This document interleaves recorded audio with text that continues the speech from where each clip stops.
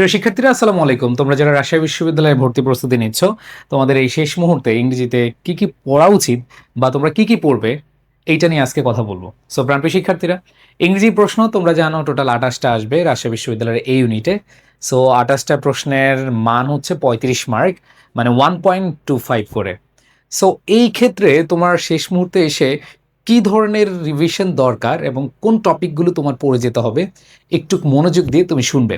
প্রাণপ্রিয় শিক্ষার্থীরা, আমি যদি তোমাদেরকে বলি ইংরেজিতে আসলে কিভাবে টার্গেট নেওয়া উচিত এখন এই শেষ মুহূর্তে, প্রথমত যেই জায়গাটা তোমাদেরকে খেয়াল করতে হবে সেটা হলো ম্যাক্সিমাম শিক্ষার্থীর আসলে দুর্বলতার জায়গা হলো ভোকাবুলারি, মানে মেমোরাইজিং পার্ট। সিনোনিম অ্যান্টোনিম রয়েছে, অ্যাপ্রোপ্রিয়েট প্রিপোজিশন রয়েছে, গ্রুপ ভার্ব রয়েছে, এগুলো। সো এই যে তোমাদের 28টি প্রশ্ন আসে, এই 28টি প্রশ্নের মধ্যে 40 থেকে 50% কোয়েশ্চেন কিন্তু তোমাদের এখান থেকে মানে ভোকাবুলারি থেকে হয়, মেমোরাইজিং পার্ট থেকে হয়। বাট এই মেমোরাইজিং পার্টের কারণে তুমি ধরো এতদিন যতগুলো পরীক্ষা দিয়েছ, ওইখানে চান্স না পাওয়ার বা কম নম্বর পাওয়ার প্রধান কারণটা কি বলো তো? নিজেকে প্রশ্ন করো। এটা হচ্ছে ভোকাবুলারি।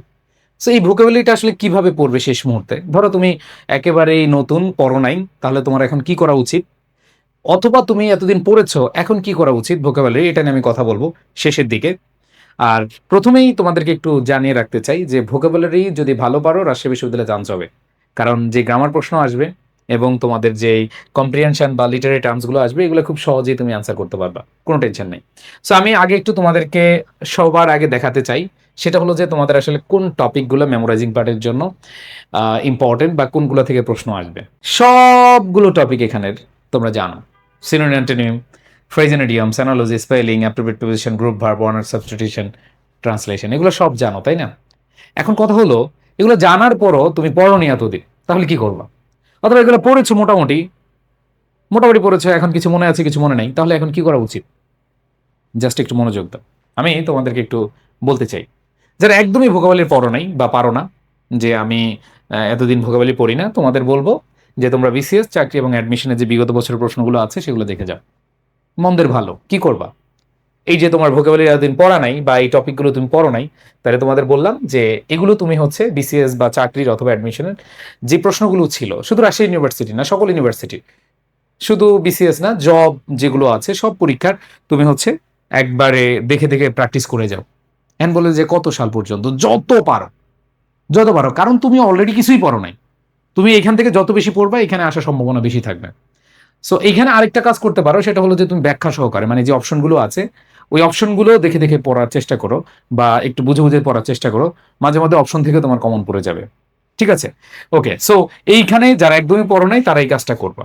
যারা দুর্বল বা মোটামুটি পড়েছো তাদের ব্যাপারে আমি সবসময় বলে আসছি, তুমি ধরো আমার 30 ডে চ্যালেঞ্জ বইটা পড়ছো, অথবা তুমি যে কোনো বই পড়ছো, ভোকাবুলারির বই পড়ার পরে তোমার এখন মনে থাকে না, তাহলে তোমার সেম কাজটাই করতে হবে।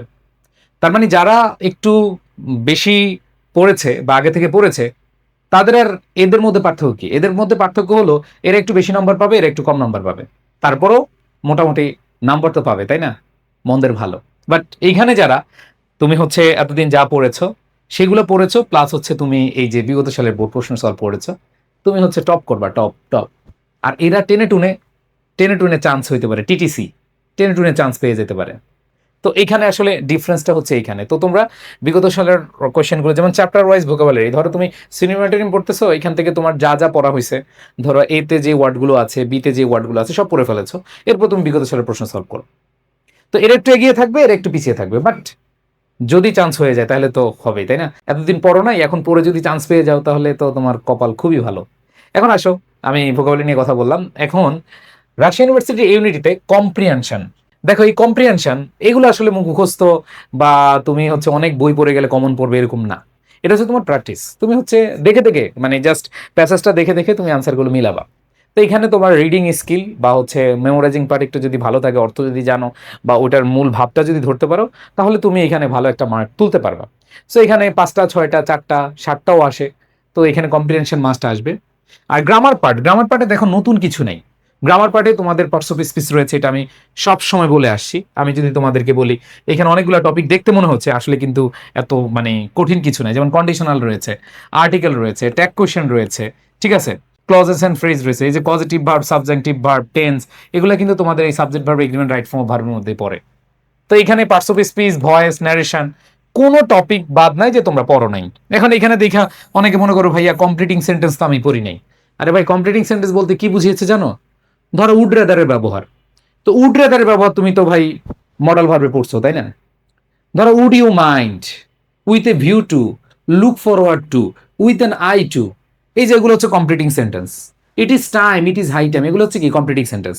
তো এগুলো তুমি কি রাইট ফর্ম অফ ভার্বে পড়ো নাই? পড়ছো। এমবেডেড কোয়েশ্চেন এক লাইন যথেষ্ট, যে ডব্লিউএস ওয়ার্ডের পরে মানে যখন একটা সেন্টেন্স পাবো, কমপ্লেক্স সেন্টেন্স পাবো, ডব্লিউএস ওয়ার্ডের পরে এরপরে সাবজেক্ট প্লাস ভার্ব হয়। আগে হচ্ছে তোমার প্রিন্সিপাল ক্লজ হয়, পরে WH word subject plus verb হয়। Embedded question. তারপরে অ্যাফার্মেটিভ নেগেটিভ এগ্রিমেন্ট, তোমরা স্যাড সোয়াস সানিনাস এই টেকনিকে তোমরা পড়ে ফেলেছো।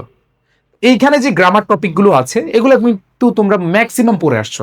যারা সে বিশ্ববিদ্যালয়ে পরীক্ষা দিবা টুকটাক তুমি ঢাকা ইউনিভার্সিটির জন্য, তুমি জাহাঙ্গীরনগর ইউনিভার্সিটির জন্য, তুমি হচ্ছে অন্যান্য ইউনিভার্সিটির জন্য কিন্তু পড়ে ফেলছো। এখন কথা হলো এগুলো নিয়ে এত মাথা ঘামানোর কিছু নাই। তোমার এই যে সিনোনিম অ্যান্টোনিম মানে হচ্ছে যে মেমোরাইজিং পার্ট, এগুলো মাথা ঘামানোর দরকার। তো এখন যারা এতদিন পড়ো নাই ভালোভাবে বা এখন একটু প্র্যাকটিস করতে যাচ্ছ, এই কয়েকটা টপিক পড়ো, ইনশাল্লাহ এনাফ। তো রাজশাহী বিশ্ববিদ্যালয়ে তোমাদের পরীক্ষা কিন্তু আর অল্প কয়েকদিন আছে, এটা ভালো করে দাও। আর এই সেশনে সবচেয়ে সবচেয়ে ক্রিম যেই সুযোগ তোমাদের, সেটা হলো গুচ্ছ ভর্তি পরীক্ষা। সো গুচ্ছ ভর্তি পরীক্ষার প্রস্তুতিটা অনেক সময় পাবা। ধরো এখানে অনেকে আছো যে মানে কখনোই পড়াশোনা করো নাই, হুট করে ভিডিওটা সামনে আসছে, আমার ভিডিওটা দেখছো, দেখার পর এখন মনে হইলো আচ্ছা রাজশাহী ইউনিভার্সিটি তো আর অল্প কয়দিন আছে, এই কয়দিনে আমি মনে হয় পারবো না, বাট আমি গুচ্ছতে একটা সিট চাই। গুচ্ছ অধিভুক্ত বিশ্ববিদ্যালয় পাবলিক বিশ্ববিদ্যালয়, অবশ্যই ন্যাশনাল আছে, এটার ইয়েটা ভ্যালুয়েশন বেশি থাকে তোমরা জানো। সো এই পাবলিক বিশ্ববিদ্যালয় তোমার পড়তে হলে তোমাকে নতুন করে শুরু করতে হবে, ভয় পাওয়ার কিছু নাই। তুমি মাত্র 2 মাস সময় দাও, কিন্তু তোমার আছে 4 মাস, 3 মাস, 3 মাস। তো 3 মাসে তুমি অনেক কিছু শেষ করতে পারবে। আর যারা এতদিন পরে আসছে এটা টপ করবে, ঠিক আছে? তো এই জিনিসগুলো মাথায় রেখে তোমার আসলে প্রস্তুতি নিতে হবে গুচ্ছের ক্ষেত্রে। বাট রাজশাহী বিশ্ববিদ্যালয়ের ক্ষেত্রে যেহেতু সময় কম, তুমি একটু সাজেশন আকারে এগুলো পড়ে যাবা। আর যে কথাগুলো সিনোনিম অ্যান্টোনিম ক্ষেত্রে বললাম বা মেমোরাইজিং পার্টের কথা বললাম, তোমরা আশা করি সেগুলো মাথায় নিয়ে তোমরা হচ্ছে প্রস্তুতি নিবা। আর গুচ্ছ অধিভুক্ত বিশ্ববিদ্যালয়ে যারা ভর্তি পরীক্ষা দিবা বা এখন থেকে প্রস্তুতি নিতে চাও একবার শূন্য থেকে, তাদের ব্যাপারে বলছি, তারা একটু মনোযোগ দিবে যে আমাদের একেবারে নতুন একটা ক্রিম কোর্স, একবারে নতুন একটা কোর্স, এক কোর্সেই তোমার গুচ্ছের 19টি বিশ্ববিদ্যালয়ের পূর্ণাঙ্গ প্রস্তুতি হবে, অনলি জিএসটি ব্যাস। এখানে অন্যান্য কোনো ব্যাচ নাই, শুধু জিএসটি। আমরা জিএসটিকে টার্গেট করে এই কোর্সটা আনছি। এবং এই কোর্সের ক্লাসগুলো তুমি কিভাবে পাবা?